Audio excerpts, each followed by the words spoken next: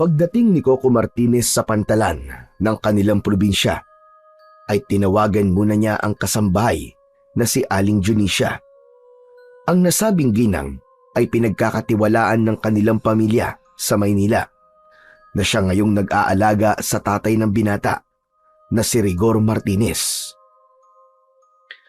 Nagkaroon ang Ginoo ng major depressive disorder matapos harap-harapang mahuli ang asawang si Ginang Lena Martinez, ina ni Coco, na merong kinakalantaring ibang lalaki sa mismong bahay at kwarto pa nilang mag-asawa.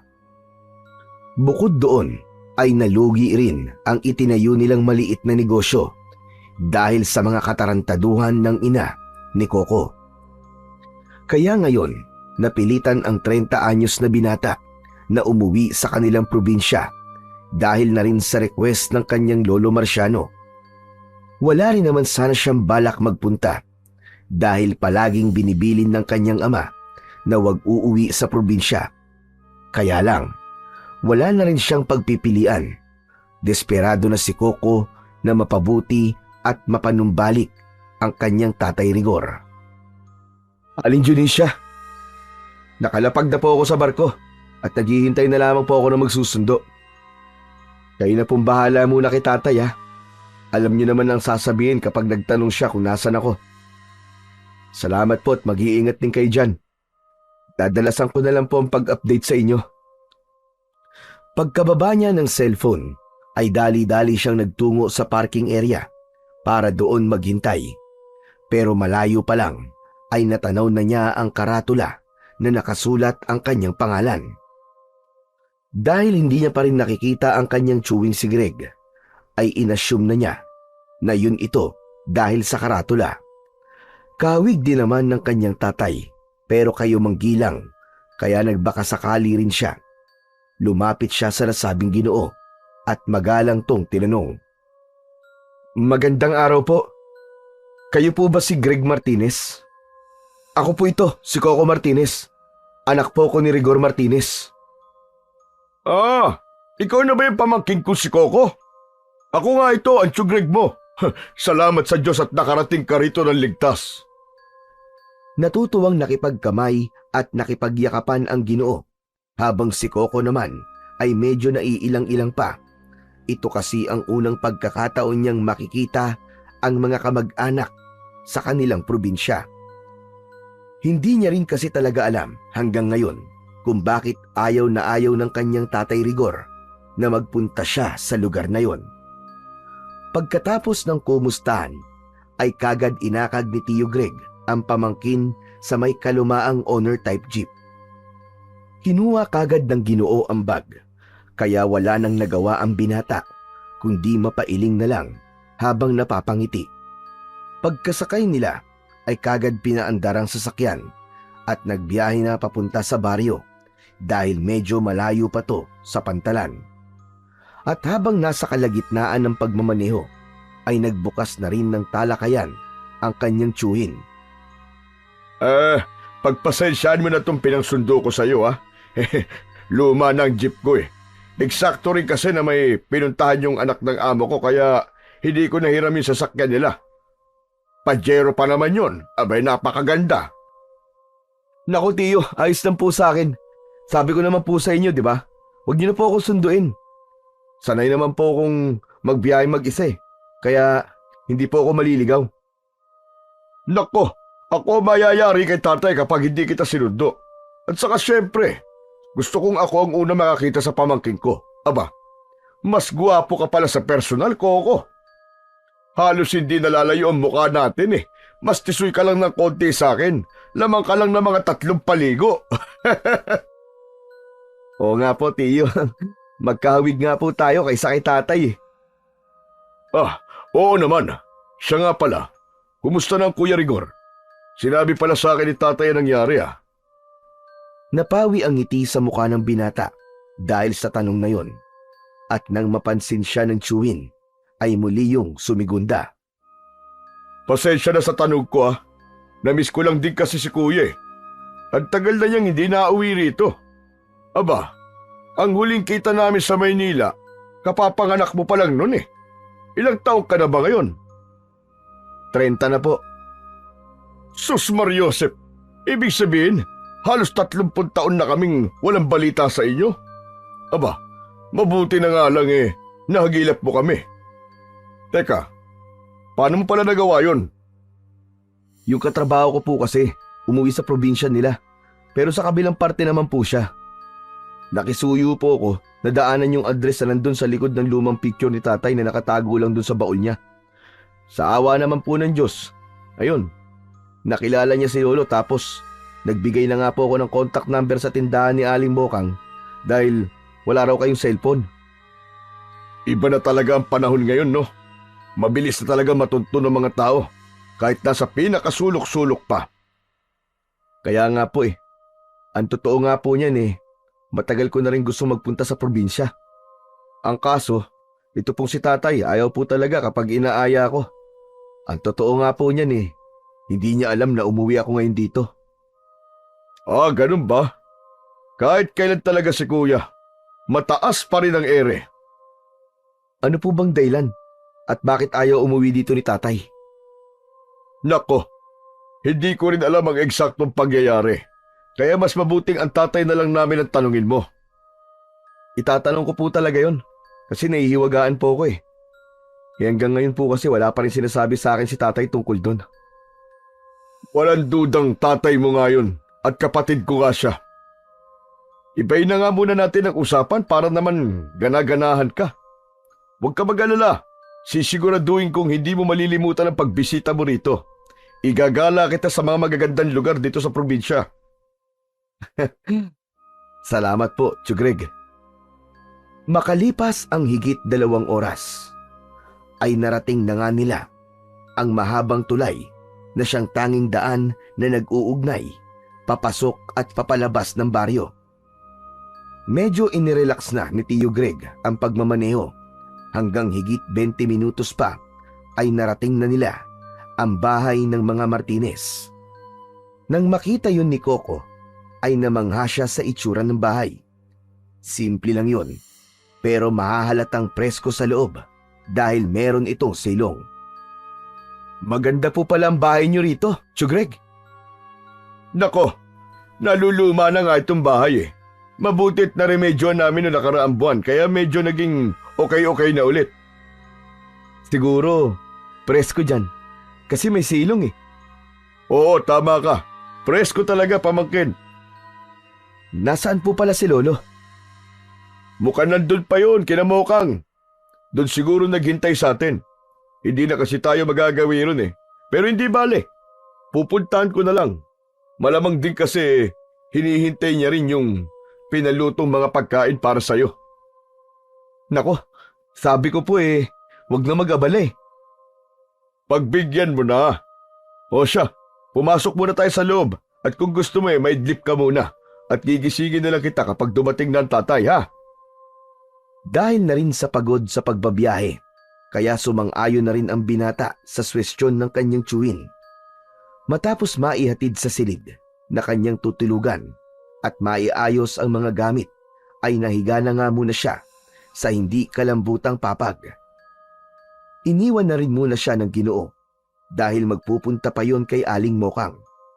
Nang mawala na sa pandinig niya ang tunog ng sasakyan, ay saka siya nag-asikaso ng kanyang sarili. Nagsuot siya ng earphone at ibinaba niya ang straight cap sa muka para hindi siya masyadong masilaw sa liwanag mula sa labas ng bintana. Pagkatapos noon ay ipinikit na niya ang mga mata at nakinig ng tugtugin. Mabilis na ninakaw ng antok ang kanyang diwa. Nang mapindot niya ang post ng music na pinapatugtog, ay nabitiwan niya rin ang cellphone na bumalandra sa higaan. Napalalim ang kanyang pagtulog hanggang sa tila maalimpungatan siya dahil sa mga ingay na nasa labas ng silid. Kunot noo siyang napabangon at napakusot ng noo. Kasunod ng pagtingin sa bintana, tila nawala ang kanyang antok nang mapagtanto niya na madilim na ang paligid. Nako, gabi na pala. Lalapit sana siya sa bintana nang muling marinig ang ingay sa labas ng silid na para bang nagtatalo. Napamilyaran siya sa boses ng isang tao, kaya nagmadali siyang lumapit sa pinto at pasimple yung binuksan ng konti para makita kung sino-sino ang nagtatalo sa labas. Nanlaki ang mga mata niya nang makita ang Tatay Rigor na nakikipagtalo sa isang nakatatandang Ginoo na hindi niya makita. Nakatalikod kasi yun mula sa kanyang pwesto, at ang mas nakakagulat pa ay dahil medyo bata-bata pa ang itsura ng kanyang ama. Anong ginagawa ni tatay dito? Teka, ano ba pinagtatalunan nila? Makinig kang mabuti, Rigor. Hindi ko rin ginusto nangyari sa Nanay Soledad mo. Walang may gusto nang nangyari. Hindi nakinig ang binatilyong Rigor. Nagpatuloy siya sa pakikipagsagutan sa kausap habang humahagulgol ng pag-iyak. Mas lalo lang tuloy nalito si Coco sa mga pangyayari, lalo na nang marinig niya ang ilan sa mga nabanggit ng kanyang ama. Ano daw? Anong mutya? Anong mandurgo? Ano bang pinagsasasabi ni tatay? Bago pa niya matapos ang pagsasalita, ay nakarinig siya ng tila lagutukan ng mga buto mula sa likuran. Habang nagpapatuloy ang pagtatalo ng mga nasa labas ng kwarto, ay hindi sinasadyang napalingon si Coco sa bintana. Doon niya kasi narinig ang lagutukan ng buto. At mula nga roon ay nakita niya ang isang nilalang na natatabunan ng kadiliman. Namumulang mga mata lang at naglalaway na bibig ang pinakanangingibabaw sa mga naaaninag niya. Dumating na rin sa wakas ang bagong tagapagmana ng mutya ng linta. Nang tumambad sa kanyang paningin ang kakaiba nitong itsura na humahalakak pa na parang demonyo, ay napaatras sa takot si Coco at napasigaw. Eksaktong hinawakan siya sa balikat ni Tio Greg, dahilan para mapabalikwas siya ng bangon. Ayos ka lang ba, pamangkin? Di ko akalaing magugulating ka pala. Pasensya na kung ginising kita. Nandiyan na sa labas ng kwarto ang tatay. Naghihintay sa'yo. Ay naku, pasensya na po. Napahaba po yata ang tulog ko. Nag-ayos lang ng muka ang binata at pagkatapos ay sumunod na siya sa tiyuhin palabas ng silid. Nawala na rin tuloy sa isip niya ang tungkol sa kakatwa at hindi magandang panaginip. Pagkadating sa sala ay tumambad na nga sa paningin ni Coco si Lolo Marciano. Kahawig din ito ng kanyang tatay at tiyuhin, pero maputi lang ang buhok at kulubot na ang muka. Nagmano kagad ang binata sa kanyang lolo na walang pagsidlan ang muka matapos siyang makita. Mangiyak-ngiyak pa ang matandang Ginoo habang yakap-yakap niya. Salamat! Salamat naman at dinalaw mo kami rito, Apo. Hindi mo lang alam kung gaano ko kasayang makita ka. Sana sa susunod, kasama mo na si Rigor para naman makumpleto na ulit ang pamilyang ito. Huwag po kayo mag-alala, Lolo. Kapag naging okay-okay na po si tatay, aayain ko po siya magpunta ulit dito. Sa palagay ko naman papayag na yun kapag nalaman niyang nanggaling na po ako rito. Seryoso ka pala nung sinabi mo na hindi niya talaga alam na nagpunta ka ngayon dito. Baka lalong magalit yun, Apo. Hindi naman po siguro. Lalo na kapag nalaman niya na kayo ang dahilan kung bakit babalik sa pagiging maayos ang kalagayan niya. Pagkasabi nun ni Coco, ay tila nagtatakang nagpapalit-palit ng tingin si Tio Greg sa maglolo. Halata ang pagtataka sa mukha ng Ginoo na napansin kagad ng binata. May problema po ba, Tio Greg? Wala naman, wala. Itatanong ko lang sana kung ano ba talaga ang pinag-uusapan niyo ni tatay. Mag-aalauna na ng tanghali. Sige na, magsikain na muna tayo. At naroon na sa kusina ang mga pinaluto ko kay Mokang. Natigilan na sila sa pag-uusap dahil nga nag-aya na si Lolo Marciano sa kusina para mananghalian. Marami-rami rin silang napag-usapan habang kumakain hanggang sa merong dumating na isa sa mga opisyal ng barangay at tinawag ang matandang lalaki. Kilala kasi sa lugar na yon si Lolo Marciano na talagang tumutulong sa mga nangangailangan. Naiwan tuloy silang magtsuwin na habang kumakain ay nagpapatuloy ng kwentuhan. Tiyo, kilalang kilala pala ang lolo rito sa lugar nyo, no? Hindi pa po ba magre-retire si lolo? Kasi medyo may edad na siya eh. Namumuti na nga po ang mga buhok eh. Alam mo, pamangkin, kung ako lang, patitigilan ko na yan si tatay eh. Pero siya na mismo nagsabi na masaya siya sa ginagawa niya. Sino ba naman ako para kontrahin yun, di ba? Pinapaalalahanan ko na lang yan kahit papano. Kahit alam ko namang kayang-kaya niya pa rin ang sarili niya, kahit may edad na. Minsan nakakapag-alala rin, lalo na kapag 10 oras na ng gabi na uwi yan. May mga ganong pagkakataon kasi talaga. Baka nga mamaya gabihin na naman yan eh. Ang galing po ni Lolo Marciano, no? Teka, ano po bang itinutulong niya sa mga taga rito?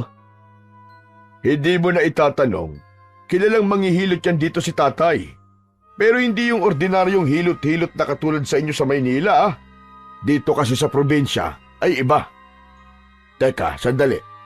Paano ko ba ipapaliwanag? Parang ano po ba? Parang faith healer po ba? Ganon? Sa amin kasi may nakikita akong ganon eh.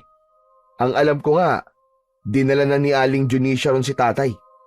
Pero parang hindi naman po effective. Nako, dun pa dinala ang tatay mo. Kaya nga faith healer eh. Ibig sabihin dapat meron kang pananampalataya. Una sa may kapal. Pangalawa, sa taong nagpapagaling sa'yo. At ikatlo, sa sarili mo. Nagagaling ka. Kilalang kilala ko na yan si Kuya Rigor. Matagal nang tumalikod dyan sa paniniwala at pananampalataya niya eh. Nakakapanghinayang talaga. Kilalang kilala niyo pa rin po pala ang tatay ko ha. Siyempre naman, kapatid ko yun eh. Siya nga pala, maiba tayo. Ano ba talaga ang pinag-uusapan niyo ni tatay? Yung pinakadahilan kung bakit ka talaga nagpunta rito. Yun po ba? Ang sabi kasi sa akin ni Lolo, nung nakausap ko siya sa cellphone ni Aling Mokang, may alam daw po siyang mabisang paraan para tuluyang gumaling po si tatay. Sinabi niya ba kung ano? Hindi pa nga po eh. Ang sabi niya lang, basta pumunta ako rito, sasabihin niya raw po sa akin kung ano yun. Desperado na po talaga kasi ako na mapabuti si tatay kaya hindi na po ako nagdalawang isip. At saka, para po bang parang may nag-udyok po sa akin na magpunta at malakas po talaga ang kutob ko na yung sinasabi ni Lolo talaga magpapagaling kay tatay. May ideya po ba kayo, Cho? Kung ano po yun? Sabihin niyo na nga po sa akin para hindi na po ako masorpresa. Natuptup na lang ng Ginoo ang noo dahil sa kanyang narinig. May ideya na kasi siya kung ano ang tinutukoy ni Lolo Marciano. Nang mapansin naman siya ni Coco na tila sumeryoso, ay sumigunda yon ng pagsasalita. Tiyo, seryoso ka na naman dyan. Wala yun. Wala yun, pamangkin. Hindi ko rin talaga eksaktong alam. Pero palagay ko may kinalaman sa mga ginagawa ni tatay. Di ba, nasabi ko na sa'yo kanina, nakilala sa panghihilot ang tatay. Nag-aral din kasi siya ng mga paghahalamang medisina. Kumbaga pag-aalbularyo. Mga herbal po, ganun? Parang ganun na nga. O siya, mamaya na tayo mag-usap. Kung tapos ka ng kumain, magpahinga ka na lang muna ulit ha. Nalimutan ko pala kasing nagpapatid nga pala ngayon yung anak ng amo ko sa akin eh. Kapag maaga ako nakauwi mamaya, igagala kita sa bayan dahil sakto na may pagdiriwag doon. Magaganda mga kasiyahan dito. Ibang-iba sa Maynila. Nakaramihan ay nagkakagulo.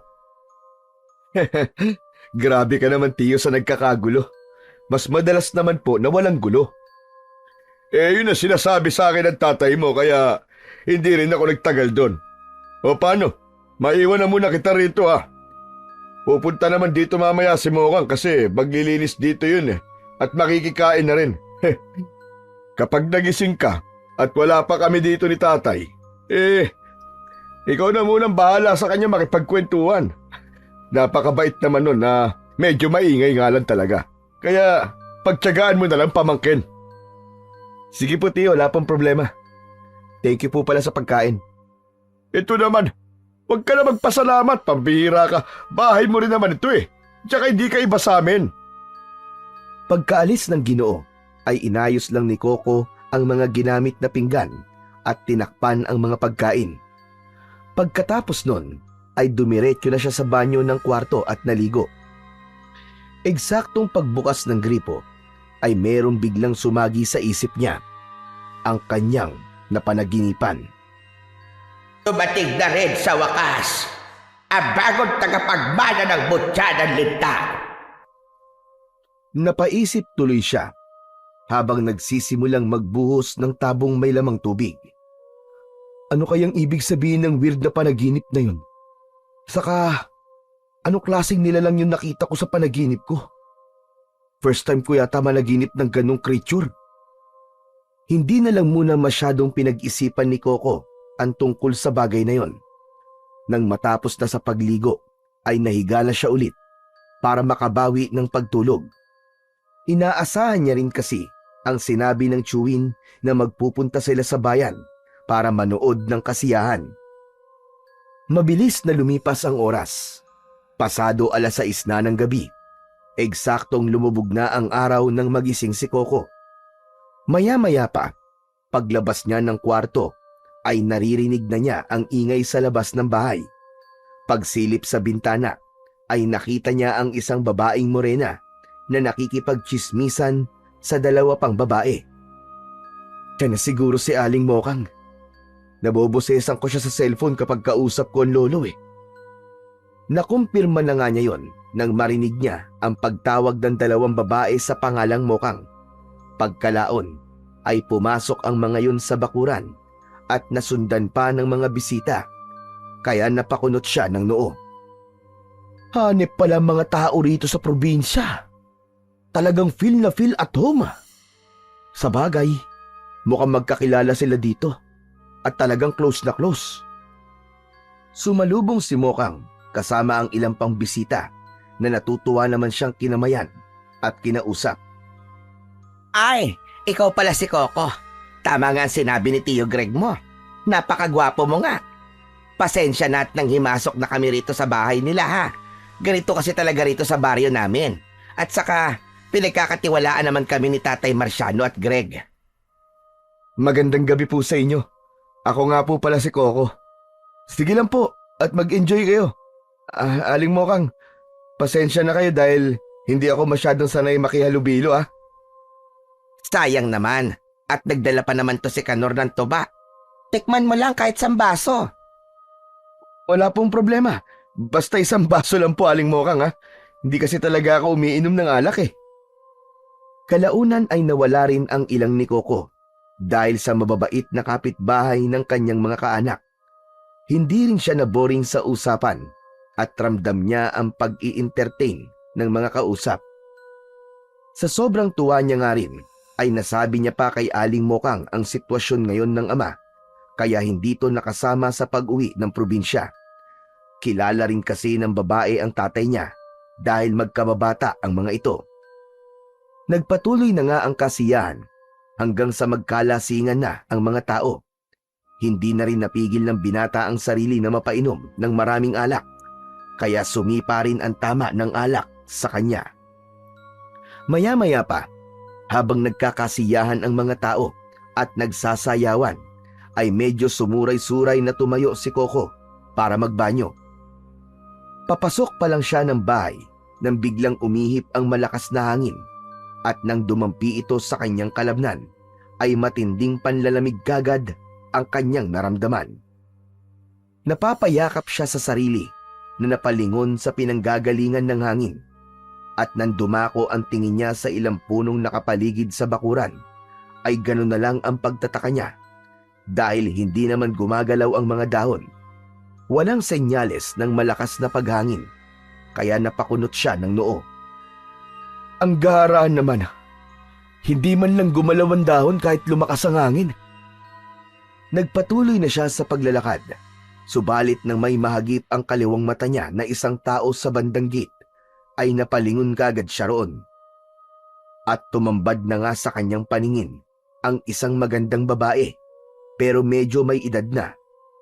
Mahaba ang buhok nito na halos sumayad na sa lupa. Nakasuot ng itim na bestida at malamlam ang mga mata. Namumukaan niya ang nasabing babae dahil parang nakita niya na to kung saan. Teka, parang nakita na kita. Di ko lang matandaan kung saan. Sa bawat pagtitig kay Coco ng magandang babae, ay para siyang nalulunod sa pagkabighani. Nang ngumiti yun sa kanya, ay sinuklian niya rin ito ng matamis na ngiti. Pagkalaon, ay nadatnan na lang niya ang sarili na naglalakad papalapit dito. Wala namang nakakapansin sa kanya sapagkat may kanya-kanyang kaabalahan ang lahat.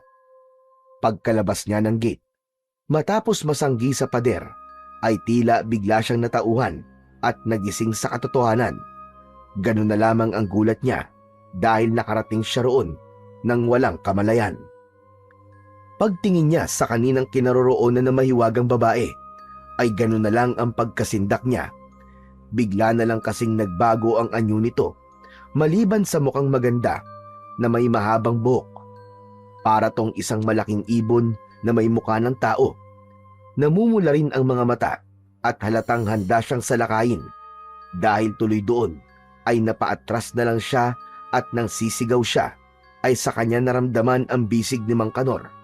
Susuray-suray din ang Ginoo na iihilang pala sa isang gilid. Tila ba natauhan siya at nawala ang kalasingan habang muling napapalingon sa kaninang pinanggalingan ng nasabing magandang babae na naging taong ibon na may nanlilisik na mga mata. Tim, ganito ba ang epekto ng tuba? Pambihira. Nanatili lang siyang nakatayo sa tapat ng gate at hindi niya namalayang pumasok na ulit si Mang Kanor sa loob ng bakuran dahil tapos na tong umihi. Pabalik na rin sana siya nang muling maramdaman ang malamig na simoy ng hangin na dumampi sa kanyang balat. Nang lingunin niya ulit ang mga matatayog na puno sa labas ng bakuran, ay muli niyang nakita ang magandang babaeng taong ibon. Nang magtapat na ang kanilang mga mata at doon niya narinig ang pamilyar na boses, ang boses na narinig niya kanina sa kanyang panaginip. Dumating na rin sa wakas ang bagong tagapagmana ng mutya ng linta. Matutupad na rin ang matagal ko nang pinakahihintay. Halika at kunin mo ang mutya, Coco. Ano? Anong sinasabi mo? Hoy, Coco, ba't nandiyan ka ha? Sabi ni Kanor kanina ka pa raw dito sa labas. Tara na rin sa loob dahil parating na ang lolo at tiyo mo. Napakunot na lang ng noo ang binata sapagkat para naman pala siyang nananaginip kanina. Pero alam niya sa sarili na totoo ang mga nakita niya. Tara na, Coco. Pumasok na tayo. Sige po. Umihi lang naman po ako, Aling Mokang. Pagpasok nila sa loob ng bahay, ay eksakto naman na narinig na nila ang tunog ng lumang owner. Senyalis yun na dumating na si Tio Greg. Pagsilip ni Coco sa bintana, ay kasama na ng Ginoo si Lolo Marciano. Nagpatuloy naman ang kasiyahan hanggang sa hindi na nga alam ni Coco ang mga sumunod na nangyari dahil sa tuluyan na siyang nalasing. Sumapit ang 12:00 ng hating gabi. Nagising si Coco dahil narinig niya si Lolo Marciano at Tio Greg sa labas ng silid na tila nagtatalo. Hindi muna siya lumabas at nakinig sa usapan ng dalawa. Tatay naman, ano naman bang pumasok sa isip nyo? Nawawala na ba kayo sa sarili nyo? Gusto ko lang makatulong sa Kuya Rigor mo. At alam naman natin pareho na yun lamang ang tanging paraan. Siya ang bagong tagapagmana ng mutya. Hindi mo gustong tulungan si Kuya Rigor, Tay. Gusto mo lang talaga mabawi ang mutya at gagamitin mo pa si... Hindi totoo yan sinasabi mo, Greg. Bawiin mo yung sinabi mo. Hindi totoo yan. Tay, Hindi pa ba kayo nadala nung una, ha? Dahil sa pagpilit nyo mabawi ang mutya, pati ang nanay napahamak. Nakita nyo naman kung ano ang kinahinatnan niya, di ba? Tapos ngayon, pinapunta nyo rito ang apo nyo para gawin din ang ginawa nyo sa nanay ko. Kapag dalaman to ni kuya, siguradong hindi niya na talaga kayo mapapatawad. Kaya bukas na bukas din eh. Kapag ginawa mo yan, kalimutan mo na rin naging tatay mo ko. Magsama kayong dalawa ni Rigor. Kahit walang masyadong naiintindihan sa mga naririnig, ay lumabas na lang si Coco ng kwarto para pigilan si Lolo Marciano at Tio Greg. Nagulat naman ang dalawa nang bigla siyang sumulpot. Oh, Coco! Pamangkin! Aba, maaga pa. Saan ka pupunta? Naalimpungatan lang po ako dahil narinig ko po kayo ni Lolo eh. Nag-aaway po ba kayo? Ha? Hindi ah. Di ba, tay? Oo, apo. Pasensya ka na kung medyo napalakas ang boses namin. Ganito lang talaga kami ni tatay. Ganito kami mag-uusap. Sige na, bumalik ka na uli sa kwarto mo. Dahil bukas igagala pa kita. Sige po. Gusto sanang itanong ng binata ang mga narinig kanina, pero pinigilan na lang din muna niya ang sarili. Medyo inaantok pa rin kasi talaga siya at halata namang walang balak magsabi ang kanyang lolo at tiyuhin. Kinabukasan ay tila parang walang nangyari at katulad ng ipinangako ni Tio Greg ay iginala niya sa baryo si Coco. Nag-enjoy naman ang binata at kahit maraming pagkakataon na magtanong sa tiyuhin ay hindi niya muna ginawa dahil ayaw niyang masira ang mood ng Ginoo. Pag-uwi nila pasado 8:00 ng gabi ay eksaktong tulog na si Lolo Marciano, kaya nagtungo na rin si Coco sa kanyang silid para magpahinga. Medyo napagod kasi siya sa dami ng napuntahan nila ng kanyang Tio Greg. Sa pangalawang gabi niya roon ay napanaginipan na naman niya ang kakaiba pero pamilyar na babae. Nakatayo na naman ito sa bintana ng silid at ang mga buto sa katawan ay naglalagutukan habang nagpapalit ng anyo. Napaatras siya sa takot habang nakatingin dito. Tignan sa wakas ang bagong tagapagmana ng mutya ng linta. Matutupad na rin ang matagal ko nang pinakahihintay. Halika at kunin mo ang mutya, Coco. Sino ka? Sino ka ba? Anong kailangan mo sa akin? Huwag mo kong patawanin. Ikaw ang may kailangan. Kaya ka nagpunta sa lugar na ito. Teka, sino ka man talaga? Pakiusap. Tigilan mo na ako. Tigilan mo na ako. Titigil lang ako kapag nakuha ko na ang aking gusto, Coco. Paano mo nalaman ang tungkol sa tatay ko, ha? Humalakhak lang ang babaeng ibon at pagkatapos nun ay parabang nanghina na si Coco. Biglang nanginig ang kanyang tuhod at buong kalamnan. Mabilis na gumapang ang kilabot sa buo niyang katawan hanggang sa makaramdam siya ng pagkamanhid. Dahil sa matinding tensyon ay takot na takot siyang napatingin sa mahiwagang babae na pinagmamasdan lang siya sa kanyang kalagayan. Bilisan mo nang magpunta sa kagubatan para makuha ang hinahanap mong magpapagaling sa iyong tatay. Sino ka ba? Sino ka ba? Yun na lang ang kanyang nasabi bago unti-unting naglabo ang kanyang paningin. Humandusay siya sa kama at ang huli niyang narinig ay ang malalakas na alulong ng aso sa labas bago tuluyang lamunin ng kadiliman ang kanyang pagkatao at mawalan siya ng malay tao. Kinabukasan ay napabalikwas ng bangon si Coco matapos maalala ang kanyang panaginip. Wisit na yan? Ano ba yung panaginip na yun? Lumabas siya ng kwarto habang nakahawak ang isang kamay sa kanyang sintido dahil medyo nananakit ang kanyang ulo dahil sa kakaisip. Nang makita naman siya ng tiyuhin ay kagad siya nitong inakag sa dining room at pinagtimpla siya ng kape. Salamat po, Tiyo ha. Nasaan po pala si Lolo? Kakausapin ko na po sana siya tungkol dun sa sinasabi niyang tulong para kay tatay. Sinundo na naman si tatay ni Consiel eh. Nangihingi na naman ng tulong. Hindi nga sana sasama eh. Kaso nagmakaawa dahil nahihirapan na raw yung kapatid ni Consi. Ay, ano ba yan? Ganun po ba? Mukhang medyo matatagalan po yata ako dito ng pag-i-stay ah. Tungkol nga pala ron sa sinasabing tulong ni tatay. Pasensya ka na pamangkin ha. Pero hindi na yun. Teka, paano ko masasabihin sa'yo? Bakit Tiyo, may problema ba? Hindi naman sa ganun. Pamangkin. Kaya lang kasi yun ipinangako sa'yo ni tatay eh. Sadyang imposibleng mangyari.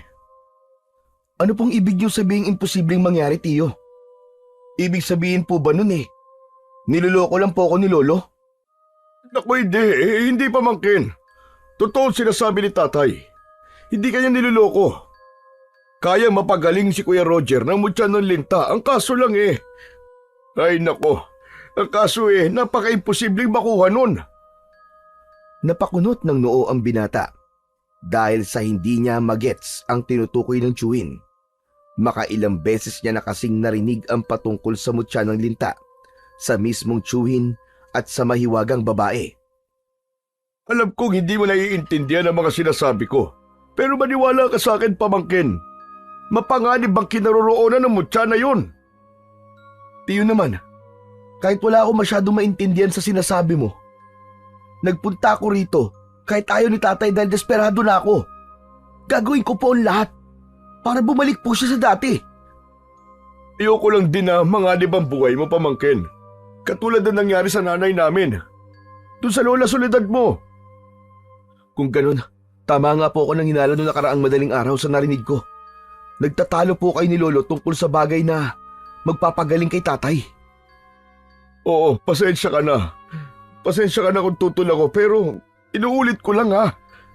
Ayoko manganib ka dahil kapag nangyari yun, sigurado mas lalo magagalit sa amin si Kuya Rigor. Naiintindihan ko naman kayo, Tiyo, sa gusto niyong iparating.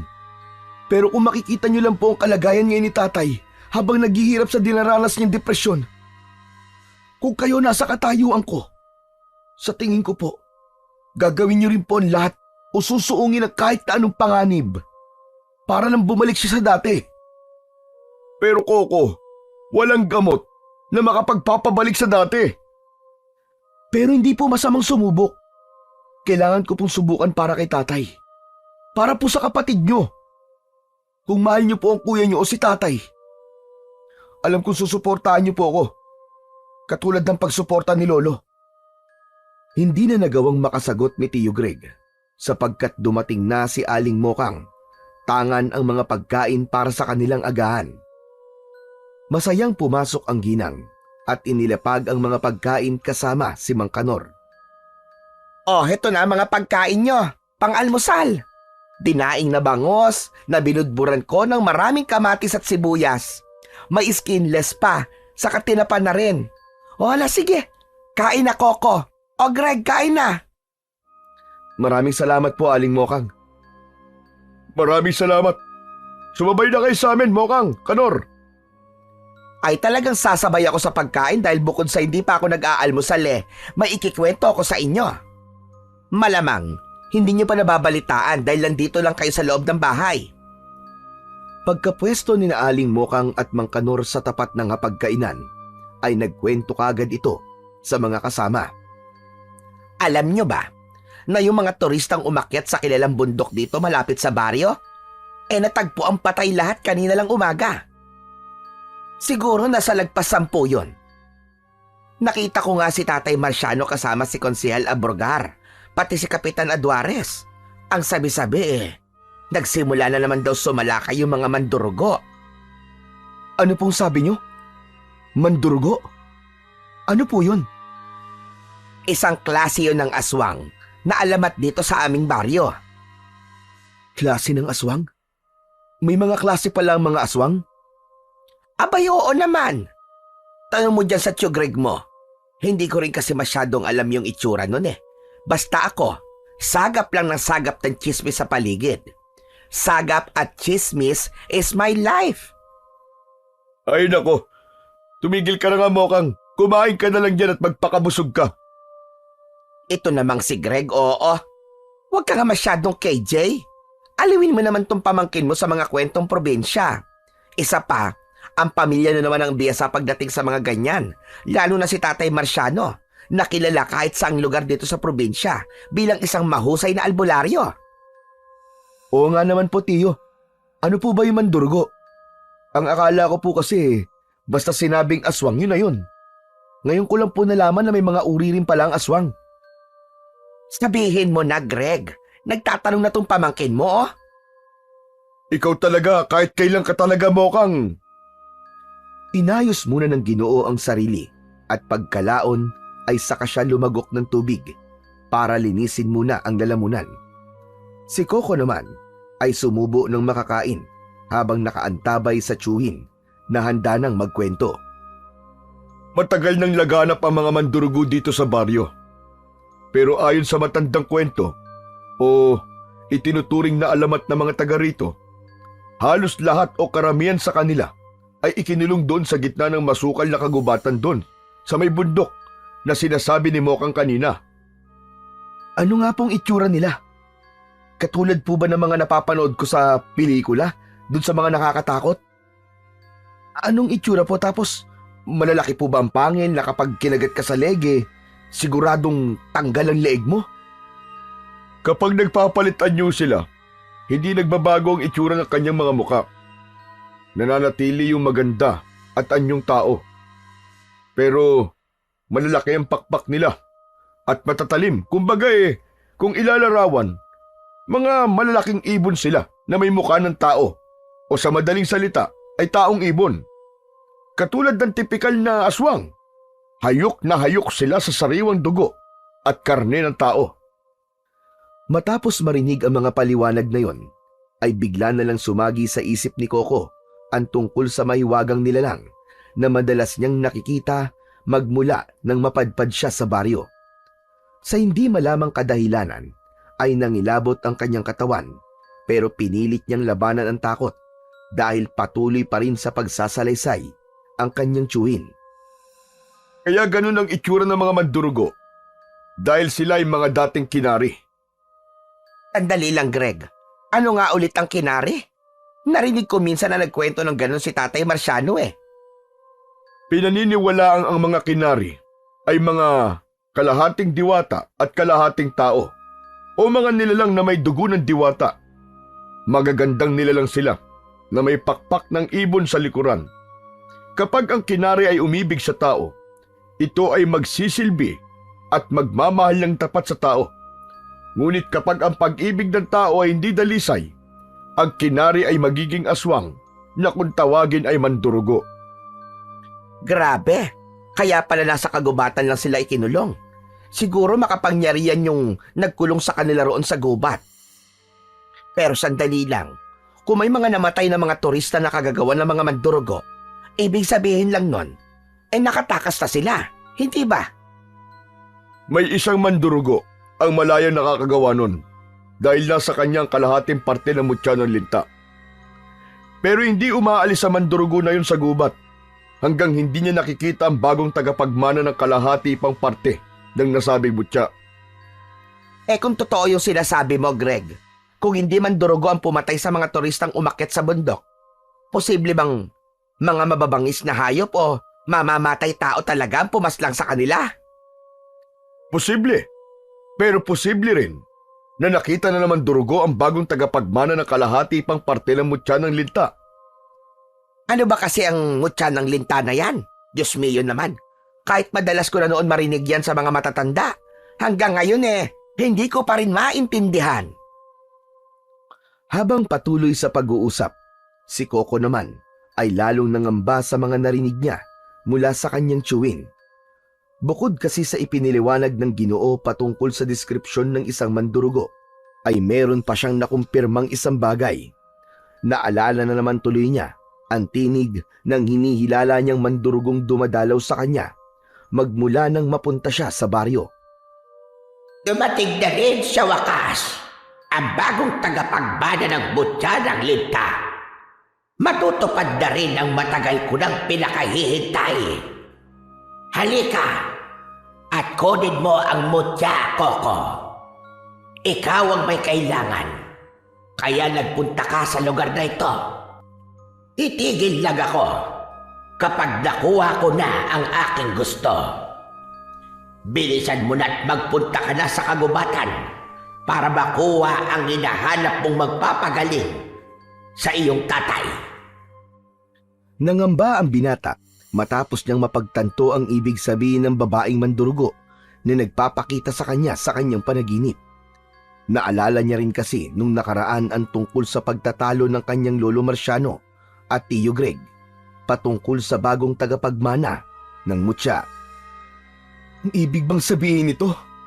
Ako yung tinutukoy na bagong tagapagmana ng mutya? O siya, tama na yan. Tama na muna ang kwentuhan at bilisan na natin kumain. Coco, isasama muna kita dahil mukhang matatagalan na naman si tatay dahil sa nangyari. Hindi na nakakibo ang binata at napatango na lang ito dahil alam niyang wala naman siyang magagawa. Maya-maya pa, ilang minuto pagkatapos mag-almusal, ay umattend na nga muna ng misa ang magtiyo habang sina Aling Mokang at Mang Kanor ay umuwi na. Nag-update na rin muna si Coco kay Aling Junicia dahil medyo mahina ang signal sa baryo. Mabilis na lumipas ang oras. Nauwi na naman sa paggala ang magtsuwin, pero kahit anong paglilibang ang gawin ng binata, ay panay-panay pa rin ang pagsagi sa isip niya ng tungkol sa mutya at mandurugo. Hindi na lang siya nagpapahalatang nangangamba dahil ayaw niya ring mag-alala ng gusto ang kanyang Tio Greg. At dahil sa dami ng iniisip, ay hindi na nakatiis pa ang binata. Habang pauwi na sila, pasado 4:30 ng hapon, ay napilitan siyang ipahinto ang owner-type jeep sa gilid ng 100.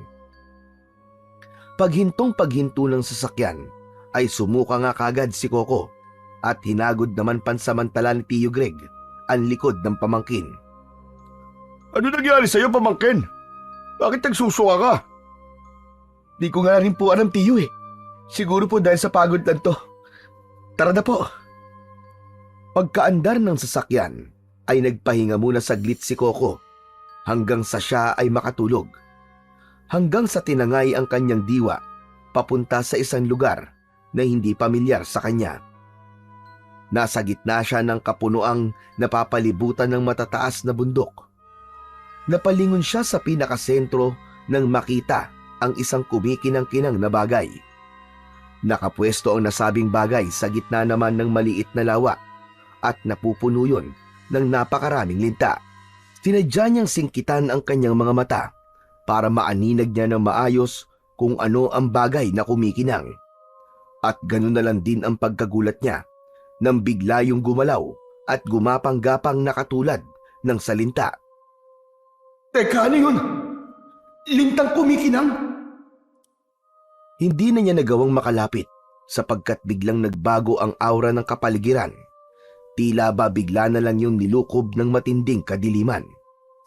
At mula sa hindi kalayuan ay isang nakakapangilabot na alulong ng halimaw ang kanyang narinig. Pagtingin niya sa dumidilim na kalangitan, ay gano'n na lang ang pagkasindak niya matapos makita ang nagliliparang mga mandurugo pasugod sa kanya. Napatakbo siya subalit napahinturin ng lumagapak sa kanyang harapan ang mandurugong madalas na nagpapakita sa kanya. Nasasabik na ko makuha at makumpleto ang kapangyarihan ng mutya. Pagkasunggab ng halimaw ay biglang napadilat si Coco. Nang igala niya ang paningin ay nakahinto na pala ang owner jeep at eksaktong kabababa lang ng kanyang tsuwin ng sasakyan. Di na muna sana kita i-istorboin eh, pero nagising ka na. Tara na sa loob, dahil mukhang nasa loob na si tatay. May kailangan tayong pag-usapan na importante. Pagpasok nila sa loob ng bahay ay hinanap niya kagad ang lolo at nakita niyang seryosong nakikipag-usap ang lolo niya kay Kapitan Aduares at Konsehal Abrugar. Dahil doon ay nakiusap muna si Coco sa kanyang tiyuhin na magpapahinga muna siya saglit sa silid dahil ramdam pa rin ng binata ang pagod. Pagdating sa kwarto ay binuksan niya ang bintana pero wala naman siyang nakita kundi katiting na mga liwanag mula sa malayong bahay. Lumangap lang siya ng sariwang hangin habang patuloy na iniisip ang tungkol sa mandurugo. Sa totoo lang ay nangangamba na rin siya sa mga nangyayari. Napabuntong hininga na lang siya at nang isasara na sana niya ang kurtina nang may maaninag siya sa labas ng bahay. Malinaw na malinaw niyang namataan ang mandurugo na nakadapo sa matabang sanga ng isang puno.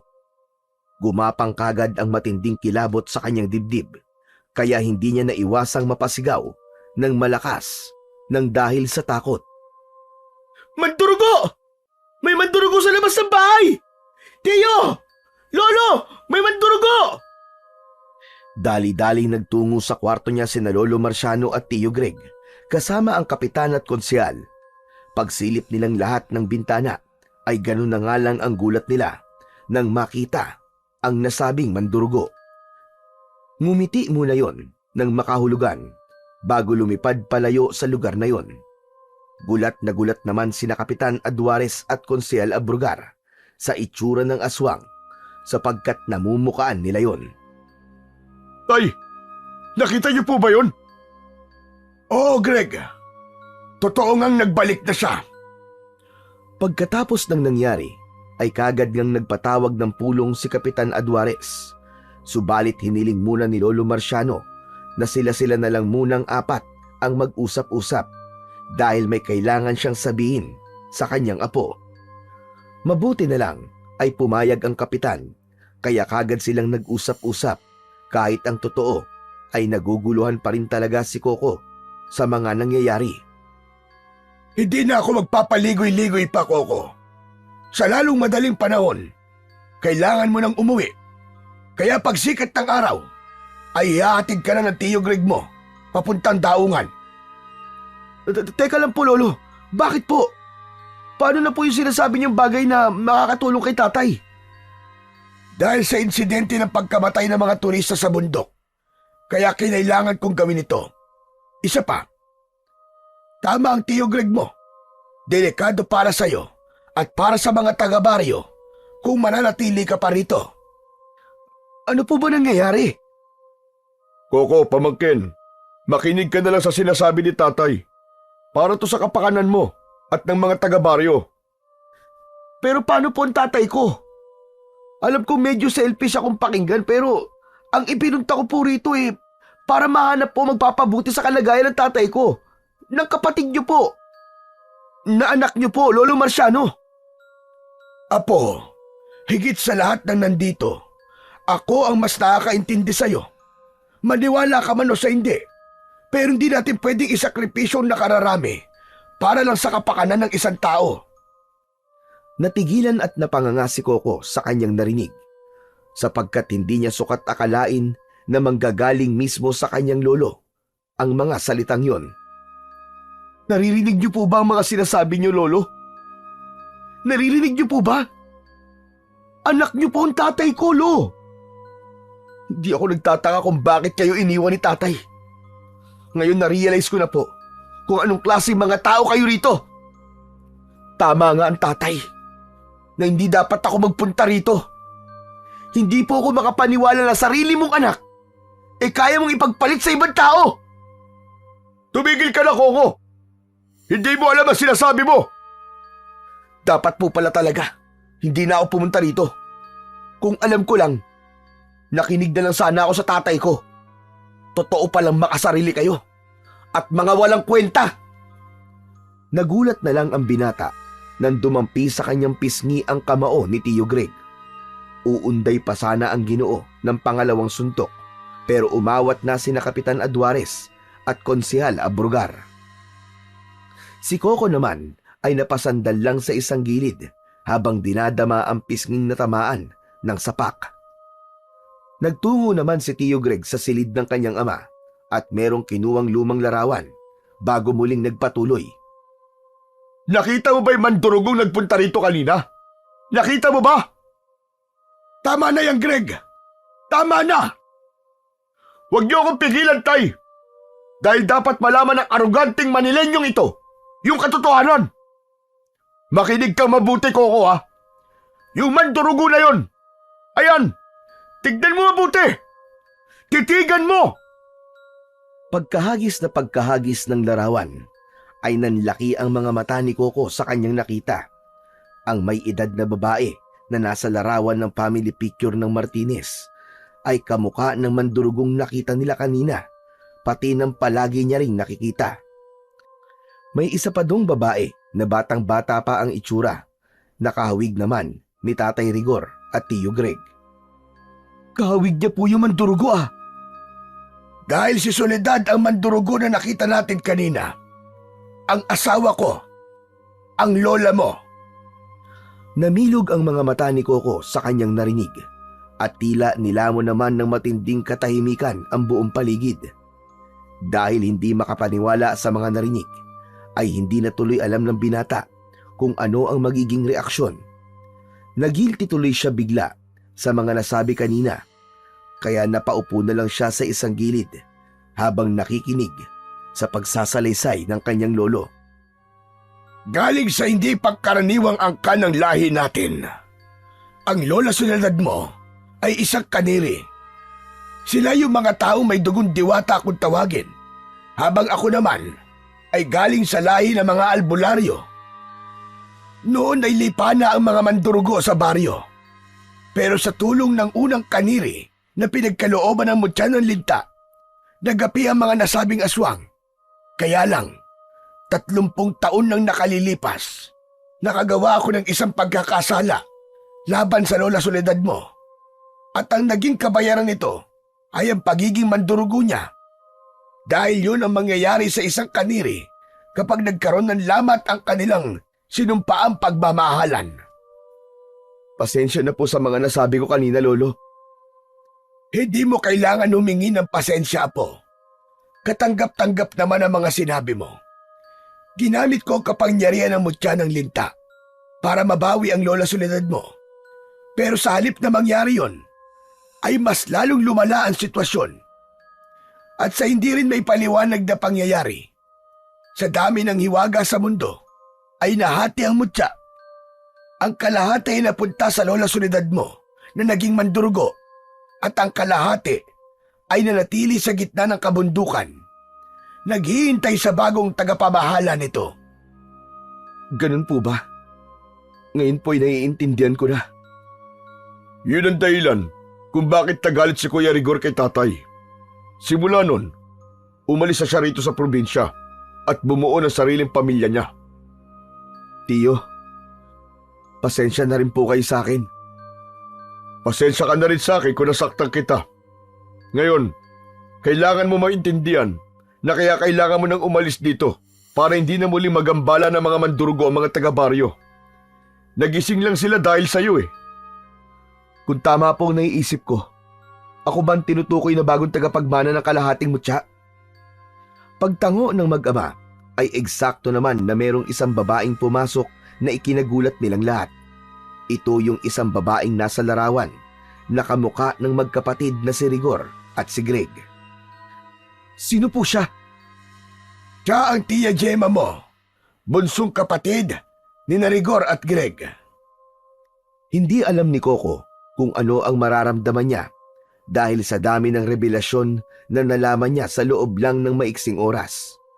Para tuloy na nakit ang kanyang ulo at nang mapansin yun ng kanyang lolo ay nagpasya silang magpahinga na muna at putulin ang pag-uusap. Nakapagdesisyon naman na ang lahat. Nauuwi na sa Maynila kinabukasan si Coco at ang magreresolba ng problema patungkol sa mandurugo ay ang mga naiwan sa baryo. Hindi na rin siya masyadong nakipagdiskusyon kahit ang totoo ay marami pa siyang gustong itanong, lalo na't dumating ang sinasabing kanyang tiyahin na ngayon niya lang din nakita. Hindi naman kasi sinabi noon ng kanyang tatay Rigor na meron pa tong kapatid na babae. Hindi na lang din niya ipinahalata, pero matinding takot talaga ang nararamdaman niya para kay Tia Gemma sa hindi niya rin malamang dahilan. Kaya pagpasok niya sa kwarto ay para siyang bata na napahiga sa kama habang yakap-yakap ang unan. Parang mas nakakatakot pa kaysa sa mandarugo ang aura ni Tia Gemma. Parang may kakaiba talaga sa kanya na hindi ko maintindihan. Mahina niyang nasambunutan ang sarili habang nakatingin sa kesame ng bahay. Pinili niyang ibahin ang takbo ng utak at mag-isip ng mga masasayang bagay. Kaya lang ay nakarinig naman siya ng malakas na alulong ng aso mula sa hindi kalayuan. Pilit niyang iwinaksi ang namumuo na namang takot at nagtakip na lang ng tenga gamit ang unan. Pumikit siya at sinikap na makatulog hanggang sa magawa niya ngayon. Kahit papano ay lumalim din naman ang kanyang pagtulog at nagising kinabukasan dahil sa tila bulungan ng mga tao sa kusina. Lumabas kagad siya ng kwarto dahil nga sa pag-aakala ngayong araw na siya uuwi sa Maynila. Subalit nang marinig niya ang boses ni Aling Mokang ay tumungo kagad siya sa kusina. Naabutan niya roon nakausap ng ginang ang kanyang Tiyo Greg at si Mang Kanor. Kaya lumapit siya at nagtanong habang umiinom ng tubig. Naputol tuloy kung anong ikinikwento ni Aling Mokang. Tiyo, anong oras niyo po ko ihatid sa daungan? Uuwi na pala tong pamangkin mo. Ano siya makakauwi ngayon yan, Greg? Teka, ano pong ibig niyo sabihin, Aling Mokang? Yung kaisa-isang tulay na nagtudugtong dito sa baryo papasok at palabas, nabuwag kagabi. Umulan kasi ng pagkalakas-lakas sa bundok, kaya ayun, umano ng napakalakas na tubig at tinamaan ng tulay. Ang sabi ng mga kakilala kong tsismosa, nakarinig pa sila ng malakas na dagundong. Yun naman pala yun, nasira na pala yung tulay. Kaya hindi ka makakauwi iho. Hindi ka rin pwede makapagbangka patawid sa kabila dahil malakas pa rin ang agos ng tubig. Abay, napakadelikado, baka kumapano ka. Ano pong gagawin natin ngayon, Tiyo? Hindi ko rin alam, pamangkin. Hintayin na lang natin ang pagbabalik ni tatay. Ang sabi niya kasi, wag daw muna kitang iiwan dito. Napatingin na lang si Coco sa Chewin. Nakita rin sa ilatsa ng muka ang matinding pag-aalala at pagkadismaya. Nasaan po ba sila Lolo at si Tia Gemma? Nasa lubong ko kanina ang tiya mo, pero hindi ko rin naman alam kung saan pupunta yon. Sanay na kasi kami ron na pasulpot-sulpot. Si Tatay Marciano mo naman kasama naman nila kapitan at konsehal. Bukod kasi sa nangyari dyan sa tulay, ito nga't ikikwento namin sa tsuhin mo yung nakakatakot na nangyari kagabi. Ano po yun? Abay, akalain mo kagabi. Ayon sa mga tanod na nagro-ronda, may namataang mandurugo na paikot-ikot dito sa baryo. Umalis sila kapitan at sinamahan ni Tatay Marciano para makumpirma kung mandurugo ang bumibiktima sa mga alagang hayop na maging doon sa kabilang baryo. Sana naman po, hindi man durugo ang bibiktima. Tiyo, ano po sa palagay nyo? Alam mo naman ang sagot, pamangkin. Ikaw naman, Grego, napakaseryoso mo naman yata ngayong araw at iba yata ang mood mo ngayon Para kang babaeng merong buwan ng dalaw. Coco, pasensyahan mo na yung tsuhin mo. Minsan talaga ganyan yan. Kaya nga hindi nakapag-asawa Pabago-bago ng pag-uugali. Ang hirap niyang ispilengin. Palibasa February ang birthday. Okay lang po, Aling Mokang. Alam ko naman na talaga ang sagot Eksaktong pagkasabi nun ni Coco ay siya namang pagdating ni Tia Gemma na kagad siyang kinausap. Napatayo sa upuan si Tiyo Greg dahil sa sinabi ng bunso niyang kapatid. Tinanong kasi ng ginang si Coco kung nanaginip ito o nagkaroon ng pangitain patungkol sa mandurugo. Nang sumagot ng oo ang binata ay nagpaliwanag nga kagad ng seryoso ang kanyang tiyahin. Ayon pa kay Tia Gemma, ang pangitain yun ay isa sa pagpapatunay na siya nga ang bagong tagapangalaga ng mutya ng linta. Isa sa mga dahilan kung bakit nagpapaalis-alis ang ginang sa baryo dahil sinasaliksik niya ang mga bagay na maaari pang makatulong sa kanilang pamilya. Hindi lang para mapagaling si Ginoong Rigor, o mabawi at mailigtas si Aling Soledad, kundi para na rin tuluyang matuldukan ang napipintong paglaya ng mga mandurugo sa baryo. Nagulat ng gusto sina Aling Mokang, Mang Kanor at Coco, lalong-lalo na si Tio Greg, sapagkat ngayon niya lang narinig na magsalita patungkol doon ang bunso niyang kapatid. Noon kasi ay tila walang pakialam si Gemma sa mga nangyayari sa kanyang pamilya, kaya hindi rin masyadong naging malapit ang loob dito ni Greg. At ngayon, naririnig niya ang bunsong kapatid ay parang gusto niyang maiyak sa tuwa at humingi na rin ng tawad sapagkat mali ang naging pangusga niya. Habang wala pa si Lolo Marciano, ay nagsagawa muna ng orasyong pamproteksyon si Tia Gemma kay Coco. Nagulat naman si Tio Greg dahil hindi niya rin lubos akalain na mas marunong pa sa kanya ang bunsong kapatid pagdating sa bagay na yon. Nagbigkas lang ng mga salitang pang-orasyon ang ginang at ipinaulit niya sa binatang Manileño. Makalipas ang ilang minuto, nang matapos sila, ay naramdaman kagad ni Coco ang matinding pagbabago sa kanyang katawan. Pakiwari niya ay ligtas na siya sa kahit na anong panganib, pero nagbabala pa rin si Tia Gemma dahil mandurugong may taglay na kalahating kapangyarihan ang kanilang kalaban na walang iba kundi si Lola Soledad na isa rin sa mahal nila sa buhay, ang kanyang lola. Maraming salamat po, Tia Gemma. At gusto ko lang din pong humingi ng tawad kasi nung una ko po kayo nakita natakot po talaga ako sa taglay niyong aura. Mapandaya po talaga kung minsan ang tinatawag na first impression. Ako rin, Gemma. Pasensya ka na kung nausgahan kita kagad sa maraming bagay na nakikita ko. Kaya lumayo ang loob ko sa'yo. Lahat pala na naiisip ko ay mali. Hindi pala totoong wala kang pakialam sa pamilya natin. Kabaligtaran pala ang lahat.